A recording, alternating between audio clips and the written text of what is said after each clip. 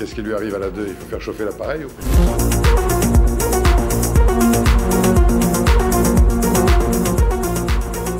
Même plus loin, il ne s'agit pas seulement des partis politiques, mais de tout le système de l'État et du marché. Et c'est un petit peu ce que ces 50 crises permanentes m'ont fait comprendre. C'est-à-dire que une fois, la crise elle est intéressante pour cette compréhension, un diagnostic, et pour ouvrir, donner des perspectives. Pour ça, je m'appuie sur ce que j'appelle l'énergie, au bout du compte. Même si je suis toujours active, toujours dans l'action, c'est mon fil conducteur. Alors l'énergie primordiale, ou indomptable, c'est assez simple. Si on prend l'étymologie du mot, ça veut dire ce qui ne se laisse pas dominer. Voilà, c'est un peu ce qui... C'est un peu la clé de toutes ces crises. Le refus de la domination. Et pour ne pas se laisser dominer, ça veut dire ne pas se laisser contrôler. La notion de contrôle, elle est absolument centrale dans l'énergétique. Or, on se rend compte qu'il y a quand même deux grandes médiations qui sont l'État et le marché. Et depuis bien longtemps. Donc tout ce qui fait médiation, une médiation prend le contrôle sur nous, notre esprit, notre corps. L'énergie indomptable, retrouver cette énergie en soi ou dans un groupe, ça va être se libérer de ces médiations. Alors quand je parle d'État, je veux dire c'est tout l'appareil d'État de la force coercitive légitime. Donc on est dans l'univers de la soumission consentie normalement.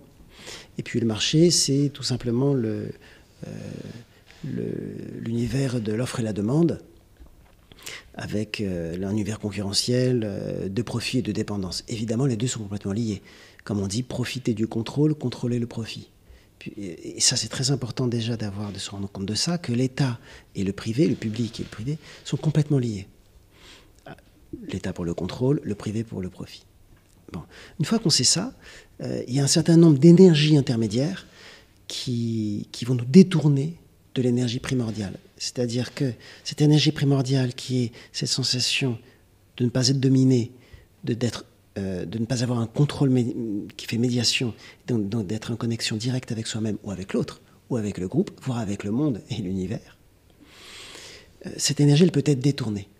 L'État, le marché, mais si on va être plus précis, pour aller très vite, par exemple, aujourd'hui, en ce qui concerne la crise sanitaire. La 4e dose ne fonctionne pas.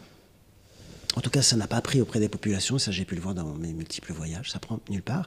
Mais la secte, on va dire, continue à essayer de détourner ces énergies.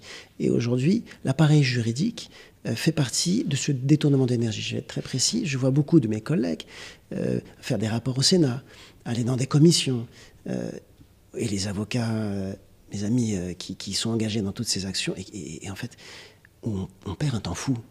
On perd de l'argent, on perd un temps, on perd de l'énergie. Pour quelques résultats qui sont en général pas grand-chose. Donc voilà, détournement d'énergie de l'appareil juridique. Par exemple, la guerre en Ukraine, qui n'a plus beaucoup d'adhésion auprès des populations. Eh bien, les médias, s'ils n'arrivent pas à détourner l'attention et à avoir l'adhésion, ils vont passer dans le silence. C'est ce qui se passe un peu aujourd'hui. On n'en parle plus du tout autant qu'avant. Donc les médias sont aussi une instance de détournement d'énergie. Ou bien on a tout ce qui est du rêve idéologique. Par exemple, on rêve des BRICS. Alors, c'est très bien contre-pouvoir, en espérant que ça en fasse vraiment un. Mais est-ce qu'on va rêver pour autant de ce qui se passe de l'État chinois, de l'État russe? Je fais bien la différence, on s'entend, entre la Russie et l'État russe, la Chine et l'État chinois. Ben non. Donc là, on a encore un détournement de rêve où on peut aller... Alors là, si on parle de la crise sociale aujourd'hui, il y a les syndicats. Il faut le dire, c'est aussi un détournement, parce que les syndicats, et ça on l'avait vécu avec les Gilets jaunes, essayent de remettre une contestation beaucoup plus profonde et qui, moi, selon moi, se relie à cette énergie primordiale dans des cases du genre réforme des retraites, réforme chômage. Ça dépasse de loin ça. On n'est pas bien. Les gens ont le dégoût de vivre.